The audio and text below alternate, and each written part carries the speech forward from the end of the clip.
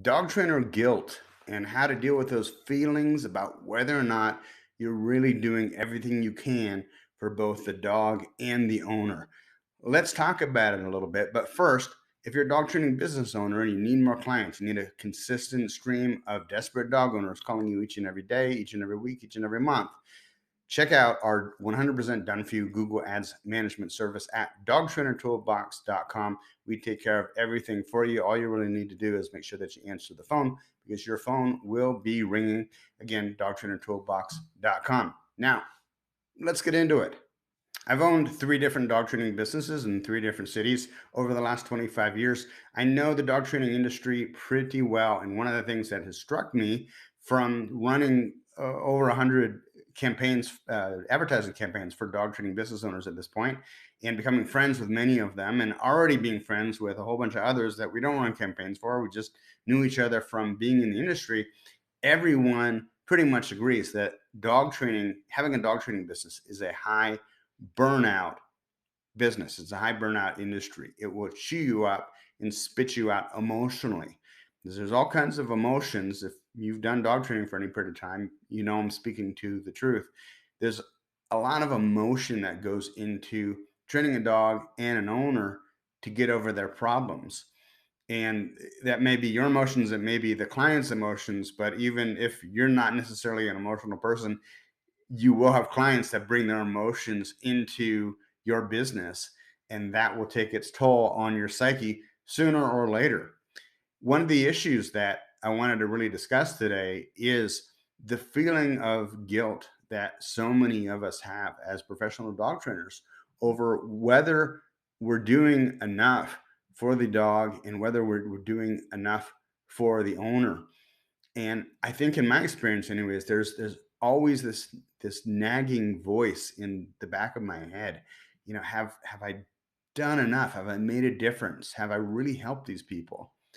And it's a very precarious position that we're in as professional dog trainers, because even if we take the dog as a board and train and we get the dog working great for us, there's still that unknown factor about what's going to happen when you give the dog back to the owner. Are they going to maintain the training? Are, even if they have the intention to do so, are they going to have the skill to pull it off, to continue being able to get the dog to work and perform and do the behaviors that you've taught the dog to do? And that gets magnified a lot if you're just doing private lessons, where you're working with them and the dog. And one of the things I think that is a negative about social media, specifically Facebook, when people are posting videos of all their successes and the amazing transformations, guys, these guys are not posting the ones that don't work out very well. And there always are. I don't care who you are. Sometimes, a client brings a dog in and you've got 10 minutes to evaluate the dog, and you haven't seen everything that's there, and you won't until you actually start working with the dog. Or you won't see it until you start working with the owner and uncover the owner's fears and disabilities, so to speak, about their ability or inability to do certain things, even stupid things like just keeping the leash loose. I mean, I can't remember, I can't tell you how many times with most clients I've had to repeatedly remind them to keep the leash loose, not walk around with it super tight like that, and so many other things that you're constantly having to, reinforce with the owner, let alone the dog. And sometimes, let's be honest, sometimes you get a dog that is just has some issues that simply cannot be fixed, and they will never be fixed because there's a genetic basis for that behavior. So we've got all these issues. We've got issues with the clients perhaps not having the skill or the coordination or the ability for whatever reason to follow through with the training. And we've also got certain dogs sometimes that, we can only affect so much because there may be a genetic basis for some of that behavior that you will never be able to train out of the dog. In a perfect world, every dog owner who contacts you ends up being that exemplary student, the one that just has the natural sense of timing, and they have the work ethic, and they're the total package when it comes to the dog owner that you can teach how to get the most from their dog. And in a perfect world, every client comes in that walks through the door with that perfect golden retriever, the perky, outgoing one with the tail that's just constantly bouncing back and forth. And the dog has an excellent attitude. And if you're a correction based trainer or use remote collar, the dog completely understands the tapping sensation, like right from the get go. Everything's just perfect. And that dog and owner are just, they go on to be your star client. And we wish that every client who walked through our front door was like that, but they're not, unfortunately. Unfortunately, those are really kind of more the exceptions than the rule. And everybody else is on that spectrum from just below that exemplary student all the way down to they can, like, you wonder how they dress themselves. They can barely walk, they can't tie their shoes. So, the first thing to do to address those feelings of guilt about whether or not you're doing the most you can, the best that you can for that client and for that dog is to, number one, be the best trainer you can be at any given time. Now, we can always be better, we can always improve ourselves. And especially if you're a new trainer, you need to be committed to going to seminars, to reading books, to engaging with other dog trainers online in a manner that isn't defensive. Even putting your work out there for your peers, for other professional dog trainers to look at and evaluate and give you their feedback and opinions on. If you're not quite at that point where you feel 100% confident with your dog training skills. So that's number one. Be the best dog trainer you can possibly be at this point in time. Not compare yourself to the way that you might be a year or 5 years or 10 years down the road. Be the best. Know in your heart that you are the best that you can be. Once you know that you are the best that you can be, the second thing to remind yourself is that you're doing the best you can. None of us got into this business for the money. Look, if we wanted to be in it for the money, we would have become lawyers or politicians or who knows what. But uh, almost all of us got into this business because we love dogs and we love helping people, and we want to help people have a more satisfying relationship with their dog. And so, if you've already met that first criteria where you genuinely feel in your heart of hearts that you are the best trainer you can be at this point in time, then the second point is being clear with yourself that I gave it my all. Did I give it my all? Did I give it 100%? And that's a real gut check you should stop and take every day. Am I giving it 100%? At the end of the day, you're going to feel a lot better even if you didn't get the results that you would hope to get for that dog, even if there were elements that were just outside of your control. You did the best you can, and you need to give yourself a break because unfortunately we can't help every dog owner and we can't help every dog. All we can do is do the best that we can. Now, some of you may be wondering, well, if I can't deliver 100% results like that amazing golden retriever, then what business do I have signing these people? Now, in my opinion, I think it's about just being 100% clear up front during the consultation before you take their money. You say, listen, this is what we hope to do, this is what we hope to achieve, and the techniques absolutely work. And I'm going to show up and I'm going to give you 110%.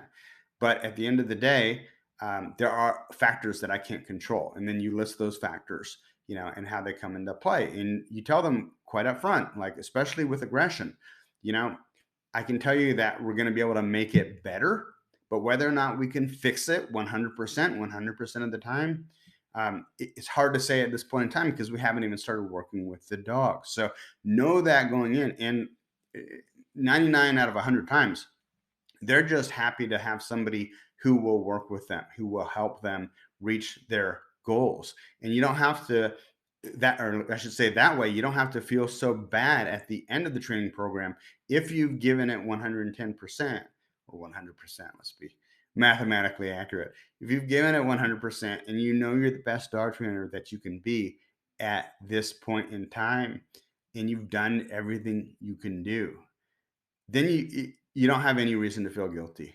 You just don't. You just don't. You need to cut yourself a break, and you need to realize that even the best doctor cannot save every patient. It's tremendously emotionally taxing because we're in an industry where we simply cannot wave a magic wand and fix every dog, fix every owner.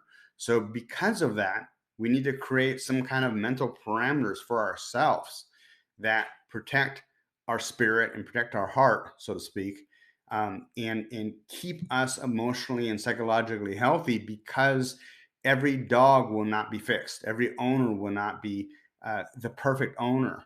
They're all going to fall somewhere on that spectrum. But if you do the best you can and you have the skills, you should have a baseline of what you can expect to get. And certain dogs will come below that baseline, and certain dogs will end up above that baseline. But all you need to do is give it your 100%.